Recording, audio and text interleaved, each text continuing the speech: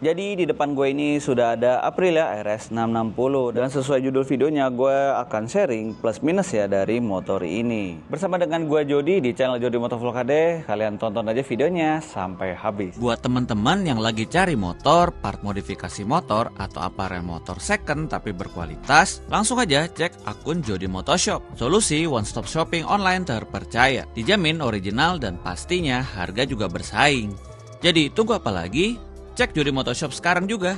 Happy shopping. Oke, di sini gue akan mulai dari poin plusnya dulu. Dan untuk poin plus pertama dari motor ini adalah torsinya. Yes, torsinya ini bener-bener badak banget, kayak naik motor naked. Karena memang dia memiliki torsi kurang lebih 67 Nm guys, untuk mesin 659 cc parallel twin yang mempunyai crankshaft mesinnya itu 270 derajat. Gokil. Jadi rasa dari motor ini kalau misalnya kalian bener-bener yang demen torsi gitu, ini motor nggak akan pernah ngecewain. Karena di tiap RPM-nya, termasuk kayak kita di gear 3 atau gear 4, tiba-tiba kita membutuhkan akselerasi yang cepat, motor ini sangat bisa diandalkan banget. Jadi ya, torsi badak. Poin plus kedua, menurut gua motor ini tuh yang bikin akhirnya motor ini menjadi punya nilai tersendiri atau daya tarik sendiri adalah posisi motornya guys, karena dia ini ada kan sejatinya motor sport fairing dari Aprilia, tetapi sebenarnya penggunanya tuh enak banget loh, buat harian oke, jarak jauh oke, buat sirkuit oke.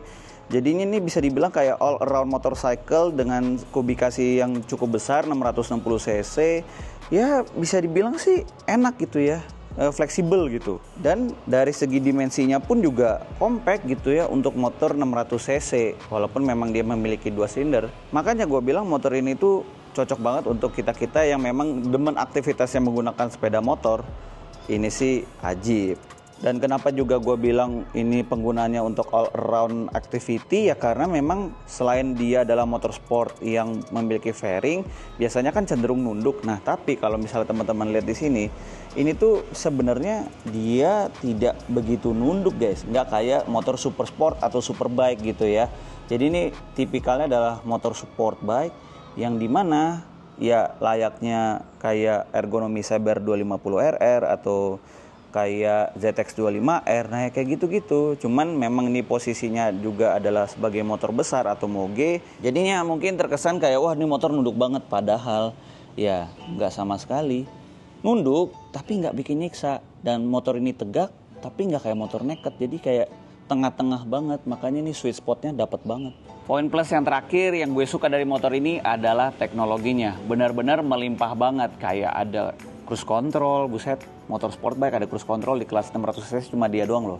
Terus juga ada quick shifter dan auto blipper, riding modes yang ada 5 setelan, 3 setelan untuk mode jalan raya dan 2 setelan untuk mode sirkuit. Terus sudah automatic headlight on-nya tuh yang menyesuaikan tingkat kecerahan cuaca ya kan. Kalau misalnya cuacanya cerah dia DRL doang yang nyala, tapi kalau malam dia baru headlightnya baru mulai nyala kayak gitu. Jadi bener-bener canggih banget ini motor, seperti kayak mobil yang diterapin ke sepeda motor, kurang lebih kayak gitulah.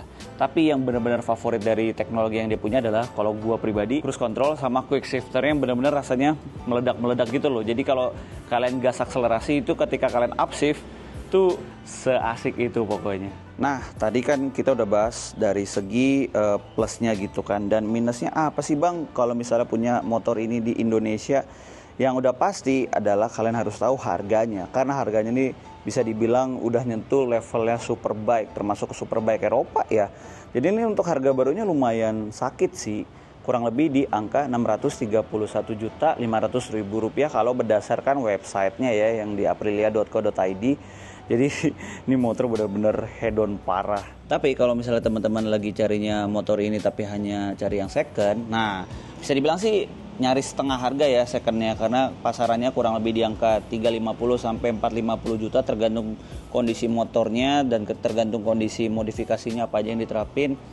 Ya seperti itulah guys, harga dari motor ini di Indonesia cukup fantastis lah. Lalu poin minus berikutnya adalah motor ini kan memang motor ini ya kayak sport bike 600 cc gitu kan. Walaupun memang cuma 2 silinder sih, beda seperti kayak mungkin yang kita tahu 600 cc kan umumnya tuh ya kalau nggak 4 silinder gitu kan atau 3 silinder. Nah ini tuh udah 660 cc tapi cuma 2 silinder. Gue bilang sih tetap levelannya tidak menyentuh seperti kayak levelannya buat CBR 600, terus Yamaha R6 atau GSX 600 atau Daytona 675 atau Panigale 899 yang kayak punya gue.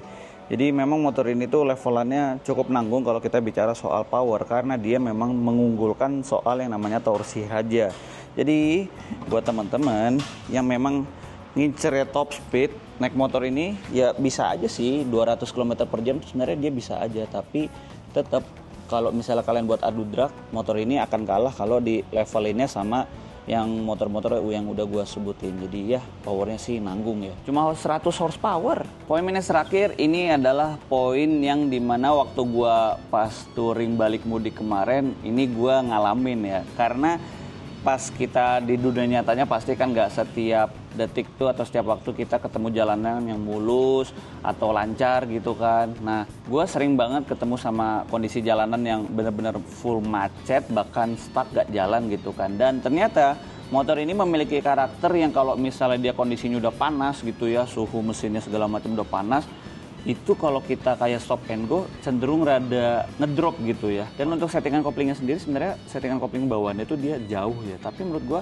motor ini kalau panas, kalau dalam kondisi macet stop and go gitu, dia akan cenderung power yang ngedrop, dan pasti kalian akan tanpa sadar tuh bermain di RPM tinggi gitu kayak 4.000 5.000-an untuk bisa akhirnya motor ini jalan. Soalnya kayak butuh dikasih power yang lebih gitu kalau dalam stop and go. Tapi kalau udah jalan ya udah mulus kayak normal lagi udah.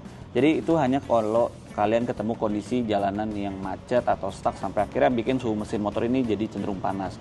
Tapi selama gua penggunaan motor ini sih nggak pernah mati overheat gitu sih, jadi aman banget. Dan yang paling seperti itu aja untuk poin plus minus dari Aprilia RS 660 ini kalau misalnya teman-teman tinggal di Indonesia dan kepikiran untuk memiliki motor ini. Jadi itu mungkin gambaran singkat kalau dari sudut pandang gue ketika gue mencoba motor ini untuk gue pakai harian, touring, weekend, night ride dan lain-lain gitu, ya itu sih yang memang benar-benar kerasa banget di gue nya. Tapi kan teman-teman mungkin juga bisa beda experience-nya. Jadi ya setidaknya ini gue sharing aja apa yang gue alamin, apa adanya tanpa ada yang ditambahin atau dikurangin.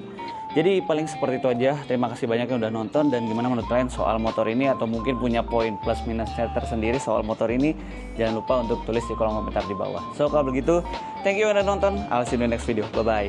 Peace.